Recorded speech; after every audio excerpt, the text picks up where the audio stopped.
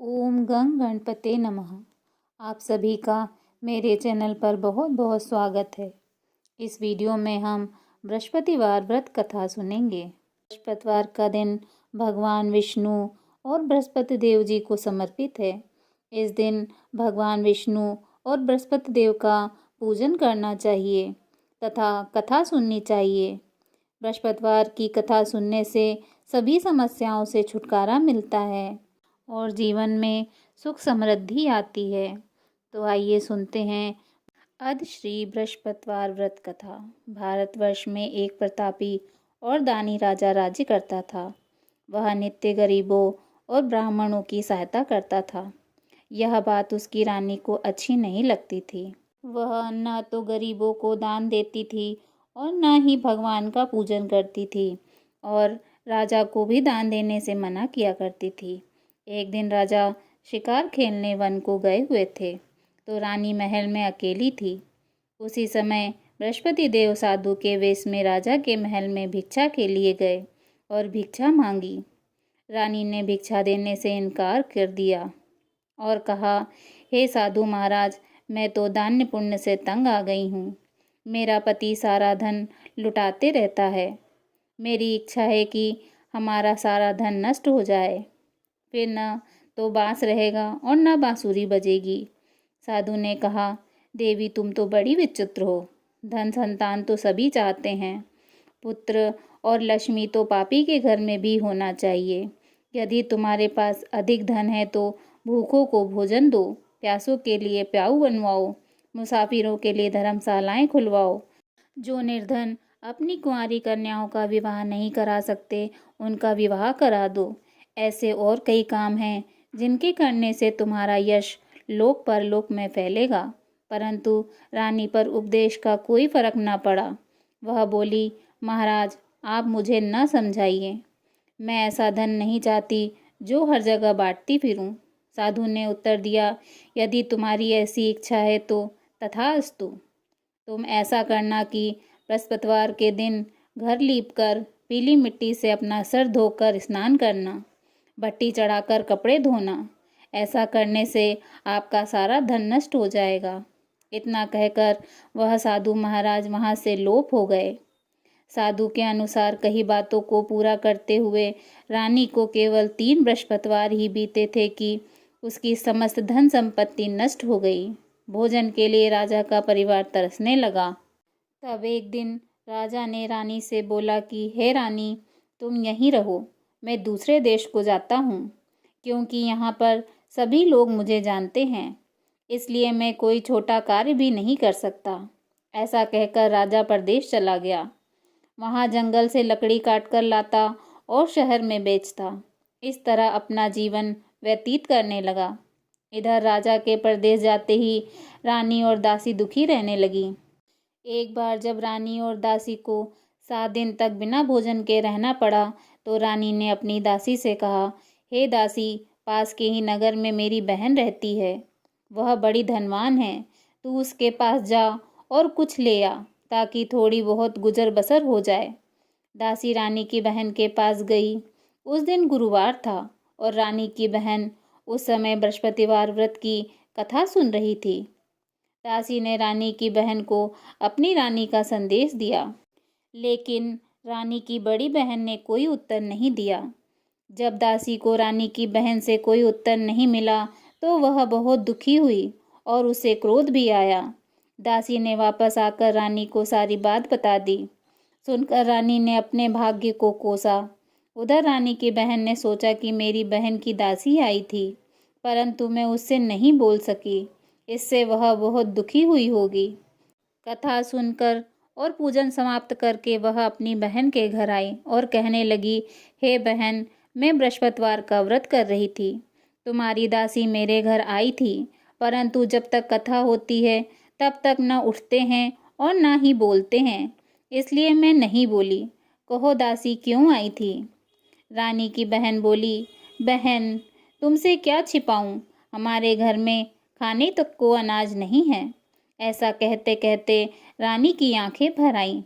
उसने दासी समेत पिछले 7 दिनों से भूखे रहने तक की बात अपनी बहन को विस्तार पूर्वक सुना दी। रानी की बहन बोली, देखो बहन, भगवान बृहस्पति देव सबकी मनोकामना पूर्ण करते हैं। देखो शायद तुम्हारे घर में अनाज रखा हो। पहले तो रानी को विश्वास नहीं हुआ, पर बहन के आग्रह करने पर उसने अपनी दासी को अंदर भेजा तो उसे सचमुच अनाज से भरा एक घड़ा मिल गया। यह देखकर दासी को बड़ी हैरानी हुई। दासी रानी से कहने लगी, हे रानी, जब हमको भोजन नहीं मिलता तो हम व्रत ही तो करते हैं, इसलिए क्यों ना इनसे व्रत की विधि और कथा पूछ ली जाए ताकि हम भी व्रत कर सकें। तब रानी ने अपनी बहन से बृहस्पतिवार व्रत के बारे में पूछा। उसकी बहन ने बताया, बृहस्पतिवार व्रत में चने की दाल और मुनक्का से विष्णु भगवान का केले के जड़ में पूजन करें तथा दीपक जलाएं, व्रत कथा सुनें और पीला ही भोजन करें। इससे बृहस्पति देव प्रसन्न होते हैं। व्रत और पूजन विधि बताकर रानी की बहन अपने घर लौट आई। 7 दिन बाद जब गुरुवार आया तो रानी और दासी ने व्रत रखा। गुड़साल से जाकर चना और गुड़ ले आई। फिर उसने केले की जड़ तथा विष्णु भगवान का पूजन किया। अब पीला भोजन कहाँ से आए, इस बात को लेकर दोनों बहुत दुखी थीं। चूँकि उन्होंने व्रत रखा था, इसलिए बृहस्पति देव उनसे प्रसन्न थे। इसीलिए वे एक साधारण व्यक्ति का रूप धारण कर 2 थालों में सुंदर पीला भोजन दासी को दे गए। भोजन पाकर दासी प्रसन्न हुई और फिर रानी के साथ मिलकर भोजन ग्रहण किया। उसके बाद वे सभी गुरुवार को व्रत और पूजन करने लगी। बृहस्पति भगवान की कृपा से उनके पास फिर से धन संपत्ति आ गई, परंतु रानी फिर से पहले की तरह आलस करने लगी। तब दासी बोली, देखो रानी, तुम पहले भी इसी प्रकार आलस्य करती थी। तुम्हें धन रखने में कष्ट होता था, इसी कारण से सभी धन नष्ट हो गया, और अब जब भगवान बृहस्पति देव की कृपा से धन मिला है तो तुम्हें फिर से आलस्य होता है। रानी को समझाते हुए दासी कहती है कि बड़ी मुसीबतों के बाद हमने यह धन पाया है, इसलिए हमें दान पुण्य करना चाहिए, भूखे मनुष्यों को भोजन कराना चाहिए और धन को शुभ कार्यों में खर्च करना चाहिए, जिससे तुम्हारे कुल का यश बढ़ेगा, स्वर्ग की प्राप्ति होगी और पितर प्रसन्न होंगे। दासी की बात मानकर रानी अपना धन शुभ कार्यों में खर्च करने लगी, जिससे पूरे नगर में उसका यश फैलने लगा। एक दिन राजा दुखी होकर जंगल में पेड़ के नीचे आसन जमाकर बैठ गया। वह अपनी दशा को याद करके व्याकुल होने लगा। बृहस्पतिवार का दिन था। एकाएक उसने देखा कि निर्जन वन में एक साधु प्रकट हुए हैं। वह साधु वेश में स्वयं बृहस्पति देवता थे। लकड़हारे के सामने आकर बोले, हे लकड़हारे, इस सुनसान जंगल में तू किस चिंता में बैठा है? लकड़हारे ने दोनों हाथ जोड़कर प्रणाम किया और उत्तर दिया, महात्मा जी, आप सब कुछ जानते हैं, मैं क्या कहूँ। यह कहकर रोने लगा और साधु को अपनी आत्मकथा सुनाई। महात्मा जी ने कहा, तुम्हारी स्त्री ने बृहस्पति के दिन बृहस्पति भगवान का निरादर किया है, जिसके कारण रुष्ट होकर उन्होंने तुम्हारी यह दशा कर दी। अब तुम चिंता को दूर कर कर मेरे कहने पर चलो तो तुम्हारे सब कष्ट दूर हो जाएंगे और भगवान पहले से अधिक संपत्ति देंगे। तुम बृहस्पति के दिन कथा किया करो। 2 पैसे के चने मुनक्के लाकर उनका प्रसाद बनाओ और शुद्ध जल से लोटे में शक्कर मिलाकर अमृत तैयार करो। कथा के पश्चात अपने सारे परिवार और सुनने वाले प्रेमियों में अमृत व प्रसाद बांटकर आप भी ग्रहण करो। ऐसा करने से भगवान तुम्हारी सब मनोकामनाएं पूरी करेंगे। साधु के ऐसे वचन सुनकर लकड़हारा बोला, हे प्रभु, मुझे लकड़ी बेचकर इतना पैसा नहीं मिलता जिससे भोजन के उपरांत कुछ बचा सकूं। मैंने रात्रि में अपनी स्त्री को व्याकुल देखा है। मेरे पास कुछ भी नहीं है जिससे मैं उसकी खबर मंगा सकूं। साधु ने कहा, हे लकड़हारे, तुम किसी बात की चिंता मत करो। बृहस्पति के दिन तुम रोजाना की तरह लकड़ियां लेकर शहर को जाओ। तुमको रोज से दुगना धन प्राप्त होगा, जिससे तुम भली भांति भोजन कर लोगे तथा बृहस्पति देव की पूजा का सामान भी आ जाएगा। इतना कहकर साधु अंतर ध्यान हो गए। धीरे धीरे समय व्यतीत होने पर फिर वही बृहस्पतिवार का दिन आया। लकड़हारा जंगल से लकड़ी काटकर किसी शहर में बेचने गया। उसे उस दिन और दिनों से अधिक पैसा मिला। राजा ने चना गुड़ आदि लाकर गुरुवार का व्रत किया। उस दिन से उसके सभी कलेश दूर हुए। परंतु जब दोबारा गुरुवार का दिन आया तो बृहस्पतिवार का व्रत करना भूल गया। इस कारण बृहस्पति भगवान नाराज हो गए। उस दिन उस नगर के राजा ने विशाल यज्ञ का आयोजन किया तथा शहर में यह घोषणा करा दी कि कोई भी मनुष्य अपने घर में भोजन न बनाए, न आग जलाए। समस्त जनता मेरे यहाँ भोजन करने आए। इस आज्ञा को जो न मानेगा उसे फांसी की सजा दी जाएगी। इस तरह की घोषणा संपूर्ण नगर में करवा दी गई। राजा की आज्ञा अनुसार शहर के सभी लोग भोजन करने गए, लेकिन लकड़हारा कुछ देर से पहुंचा, इसलिए राजा उसको अपने साथ घर ले गए और ले जाकर भोजन करा रहे थे। तभी रानी की दृष्टि उस खूंटी पर पड़ी जिस पर उनका हार लटका हुआ था। वह वहां दिखाई नहीं दिया। रानी ने निश्चय किया कि मेरा हार इसी मनुष्य ने चुरा लिया है। उसी समय सिपाहियों को बुलाकर उसको कारागार में डलवा दिया। जब लकड़हारा कारागार में पड़ गया और वह बहुत दुखी होकर यह विचार करने लगा कि न जाने कौन से पूर्व जन्म के कर्म से मुझे यह दुख प्राप्त हुआ है, और उसी साधु को याद करने लगा जो जंगल में मिला था। उस समय तत्काल बृहस्पति देव साधु के रूप में प्रकट हुए और उसकी दशा को देखकर कहने लगे, अरे मूर्ख, तूने बृहस्पति देव की कथा नहीं कही, इसी कारण तुझे दुख प्राप्त हुआ है। अब चिंता मत कर, बृहस्पति के दिन कारागार के दरवाजे पर 4 पैसे पड़े मिलेंगे। उनसे तू बृहस्पति देव की पूजा करना, तेरे सभी कष्ट दूर हो जाएंगे। बृहस्पतिवार के दिन उसे 4 पैसे मिले। लकड़हारे ने कथा कही। उसी रात्रि को बृहस्पति देव ने उस नगर के राजा को स्वप्न में कहा, हे राजा, तूने जिस आदमी को कारागार में बंद कर दिया है वह निर्दोष है, वह राजा है, उसे छोड़ देना। रानी का हार उसी खूंटी पर लटका है। अगर तू ऐसा नहीं करेगा तो मैं तेरे राज्य को नष्ट कर दूंगा। इस तरह रात्रि में स्वप्न को देखकर राजा प्रातः काल उठा और खूंटी पर हार देखकर लकड़हारे को बुलाकर क्षमा मांगी तथा लकड़हारे को योग्य सुंदर वस्त्र आभूषण देकर विदा कर दिया। बृहस्पति देव के आज्ञानुसार लकड़हारा अपने नगर को चल दिया।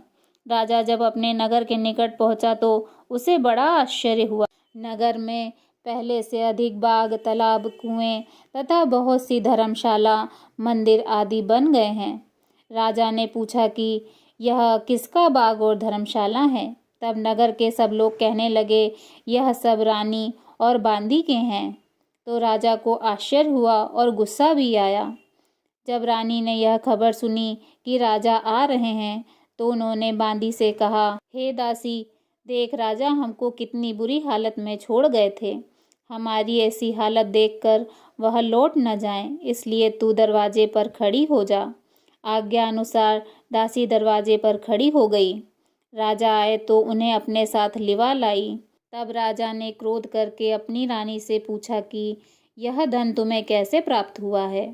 तब उन्होंने कहा, हमें यह सब धन बृहस्पति देव की कृपा से प्राप्त हुआ है। राजा ने निश्चय किया कि 7 रोज बाद तो सभी बृहस्पति देव का पूजन करते हैं, परंतु मैं प्रतिदिन दिन में 3 बार कहानी तथा रोज व्रत किया करूँगा। अब हर समय राजा के दुपट्टे में चने की दाल बंधी रहती तथा दिन में 3 बार कहानी कहते।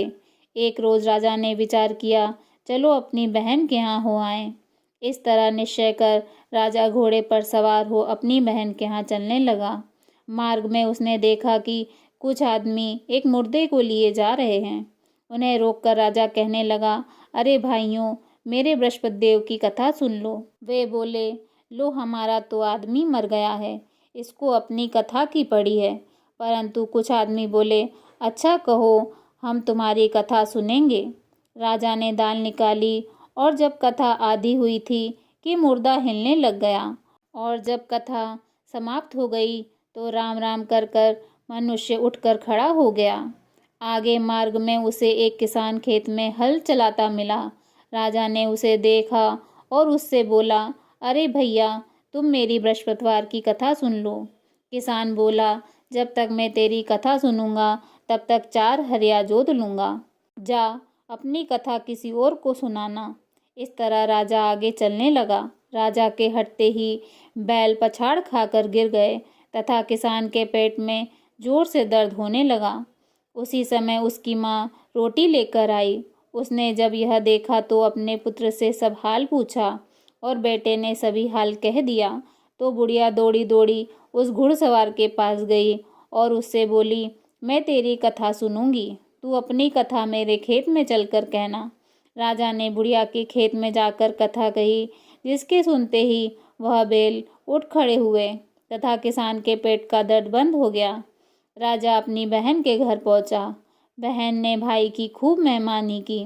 दूसरे रोज प्रातःकाल राजा जगा तो वह देखने लगा कि सब लोग भोजन कर रहे हैं।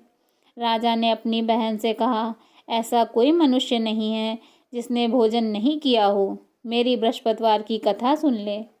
बहन बोली, हे भैया, यह देश तो ऐसा ही है।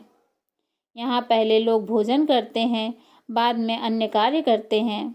अगर कोई पड़ोस में हो तो देख आऊं। वह ऐसा कहकर देखने चली गई, परंतु उसे कोई ऐसा व्यक्ति नहीं मिला जिसने भोजन न किया हो। अतः वह एक कुम्हार के घर गई, जिसका लड़का बीमार था। उसे मालूम हुआ कि उसके यहाँ 3 रोज से किसी ने भोजन नहीं किया है। रानी ने अपने भाई की कथा सुनने के लिए कुम्हार से कहा। वह तैयार हो गया। राजा ने जाकर बृहस्पतिवार की कथा कही, जिसको सुनकर उसका लड़का ठीक हो गया। अब तो राजा की प्रशंसा होने लगी। एक रोज राजा ने अपनी बहन से कहा, हे बहन, हम अपने घर को जाएंगे, तुम भी तैयार हो जाओ। राजा की बहन ने अपनी सास से कहा। सास ने कहा, हाँ चली जा, परंतु अपने लड़कों को मत ले जाना, क्योंकि तेरे भाई की कोई औलाद नहीं है। बहन ने अपने भाई से कहा, हे भैया, मैं तो चलूंगी, परंतु कोई बालक नहीं जाएगा। राजा बोला, जब कोई बालक नहीं चलेगा तब तुम ही क्या करोगी। बड़े दुखी मन से राजा अपने नगर को लौट आया। राजा ने अपनी रानी से कहा, हम निर्वंशी हैं, हमारा मुंह देखने का धर्म नहीं है और कुछ भोजन आदि नहीं किया। रानी बोली, हे प्रभु, बृहस्पति देव ने हमें सब कुछ दिया है, वह हमें औलाद अवश्य देंगे। उसी रात को बृहस्पति देव ने राजा से स्वप्न में कहा, हे राजा, उठ, सभी सोच को त्याग दे, तेरी रानी गर्भ से है। राजा को यह बात सुनकर बड़ी प्रसन्नता हुई। 9वें महीने में उसके गर्भ से एक सुंदर पुत्र ने जन्म लिया। तब राजा बोला, हे रानी, स्त्री बिना भोजन के रह सकती है, पर बिना बात कहे नहीं रह सकती। जब मेरी बहन आवे तो तुम उससे कुछ मत कहना। रानी ने सुनकर हाँ कह दिया। जब राजा की बहन ने यह शुभ समाचार सुना तो वह बहुत खुश हुई तथा बधाई लेकर अपने भाई के घर आई। तभी रानी ने कहा, घोड़ा चढ़कर तो नहीं आई, गधा चढ़कर आई। राजा की बहन बोली, भाभी, मैं इस प्रकार न कहती तो तुम्हें औलाद कैसे मिलती। बृहस्पति देव ऐसे ही हैं, जैसे जिसके मन की कामनाएं हैं सभी को पूर्ण करते हैं। जो सद्भावना पूर्वक बृहस्पतिवार का व्रत करता है एवं कथा पढ़ता है अथवा सुनता है, दूसरों को सुनाता है, बृहस्पति देव उसकी सभी मनोकामनाएं पूर्ण करते हैं। भगवान बृहस्पति देव उसकी सदैव रक्षा करते हैं। संसार में जो मनुष्य सद्भावना से भगवान जी का पूजन व्रत सच्चे हृदय से करते हैं तो उसकी सभी मनोकामनाएं पूर्ण करते हैं। जैसी सच्ची भावना से रानी तथा राजा ने उनकी कथा का गुणगान किया तो उनकी सभी इच्छाएं बृहस्पति देव जी ने पूर्ण की थी। इसलिए पूर्ण कथा सुनने के बाद प्रसाद लेकर जाना चाहिए। हृदय में उनका मनन करते हुए जयकारा बोलना चाहिए। बोलो बृहस्पति देव भगवान की जय, विष्णु भगवान की जय। बृहस्पति देव महाराज की दूसरी कथा। प्राचीन काल में एक ब्राह्मण रहता था। वह बहुत निर्धन था। उसकी कोई संतान नहीं थी। उसकी स्त्री बहुत मलिनता के साथ रहती थी। वह न तो स्नान करती थी और न किसी देवता का पूजन करती थी। इससे ब्राह्मण देवता बड़े दुखी थे। बेचारे बहुत कुछ कहते थे, किंतु उसका कुछ परिणाम न निकला। भगवान की कृपा से ब्राह्मण स्त्री के कन्या रूपी रत्न पैदा हुआ। कन्या बड़ी होने पर प्रातः स्नान करके विष्णु भगवान का जाप व बृहस्पतिवार का व्रत करने लगी। अपने पूजन पाठ को समाप्त करके विद्यालय जाती तो अपनी मुट्ठी में जौ भर के ले जाती और पाठशाला के मार्ग में डालती जाती। जब वे जौ स्वर्ण के हो जाते तो लौटते समय उनको बिनकर घर ले आती थी। एक दिन वह बालिका सूप में सोने के जौ को फटक कर साफ कर रही थी कि उसके पिता ने देख लिया और कहा, हे बेटी, सोने के जौ के लिए सोने का सूप होना चाहिए। दूसरे दिन बृहस्पतिवार था। इस कन्या ने व्रत रखा और बृहस्पति देव से प्रार्थना करके कहा, मैंने आपकी पूजा सच्चे मन से की हो तो मेरे लिए सोने का सूप दे दो। बृहस्पति देव ने उसकी प्रार्थना स्वीकार कर ली। रोजाना की तरह वह कन्या जौ फैलाती हुई जाने लगी। जब लौटकर जौ बिन रही थी तो बृहस्पति देव की कृपा से सोने का सूप मिला। उसे वह घर ले आई और उससे जौ साफ करने लगी, परंतु उसकी माँ का वही ढंग रहा। एक दिन की बात है कि वह कन्या सोने के सूप में जौ साफ कर रही थी। उसी समय उस शहर का राजपुत्र वहां से होकर निकला। इस कन्या के रूप और कार्य को देखकर मोहित हो गया तथा अपने घर आकर भोजन तथा जल त्याग कर उदास होकर लेट गया।